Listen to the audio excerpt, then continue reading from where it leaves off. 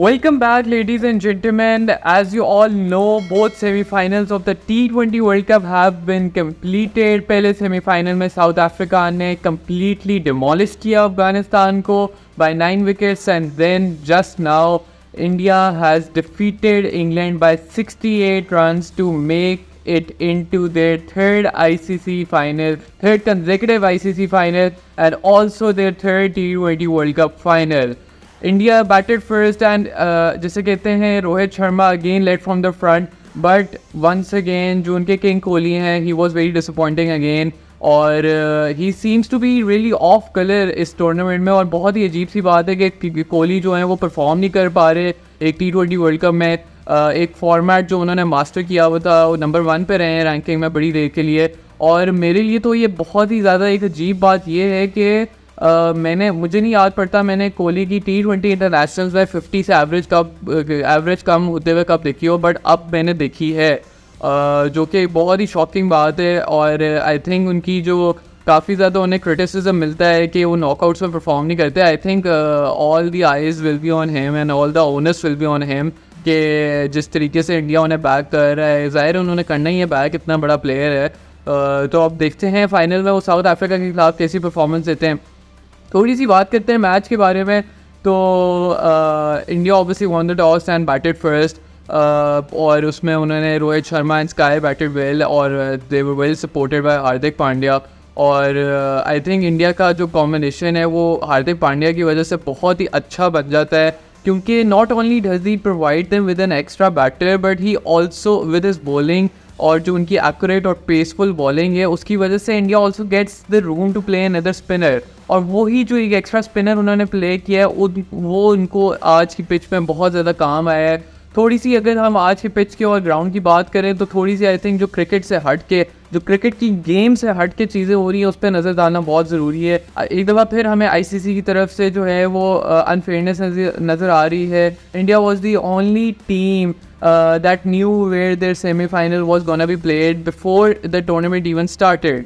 अब उसकी वजह ये है कि ब्रॉडकास्टर्स वांटेड कि इंडिया की प्लेइंग टाइम जो है वो ऐसे टाइम पे हो जो इंडिया का पीक टाइम हो, that is 8 PM Indian state time, जिससे उनकी व्यूअरशिप बढ़ेगी and that eventually relates to money.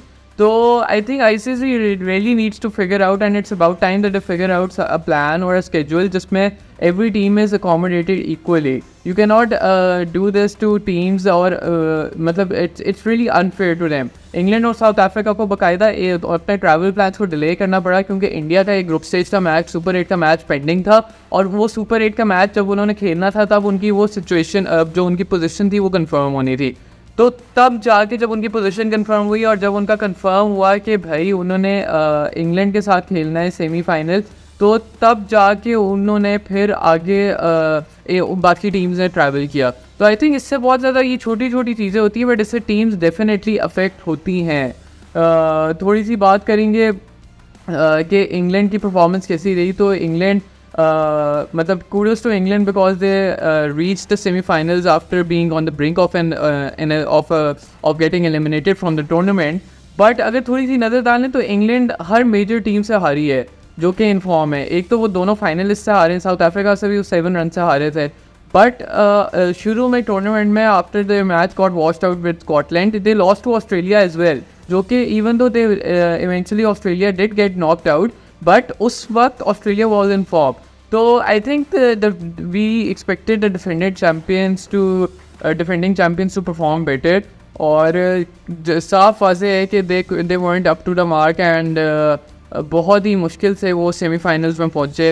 वो जो एंड वाले जो उनके ग्रुप के क्लैशेस थे, West Indies could almost make it, but they edged out West Indies and managed to make the semi-finals. Nonetheless, I think it was an impressive performance all around. Now all the eyes will be on India and England. और जैसे कि हमने बात की कि कोहली के ऊपर the onus will definitely fall, कि वो किस तरीके से परफॉर्म करते हैं. थोड़ी सी हम बात यहाँ पे इंग्लैंड की, जो इंडिया के स्पिनर्स हैं उनके बारे में भी बात करना चाहेंगे कि बहुत ही अच्छी फील्ड सेटिंग थी रोहित शर्मा की एक तो, और जिस तरीके से उन्होंने अपने बॉलर्स को रोटेट किया है और जिस तरीके से उन्होंने टीम खिलाई है. मतलब अक्षर पटेल और Kuldeep Yadav manage to get 3 wickets apiece, और जिस तरीके से अक्षर पटेल ने पावर प्ले में बॉलिंग की, आई थिंक वो ही टर्निंग पॉइंट था और यही वजह है कि वो मैन ऑफ द मैच भी बने, क्योंकि पावर प्ले में जब आपने उनके, क्योंकि इंग्लैंड के एवरीबडी नोज कि इंग्लैंड के openers were in really hot form, ठीक है।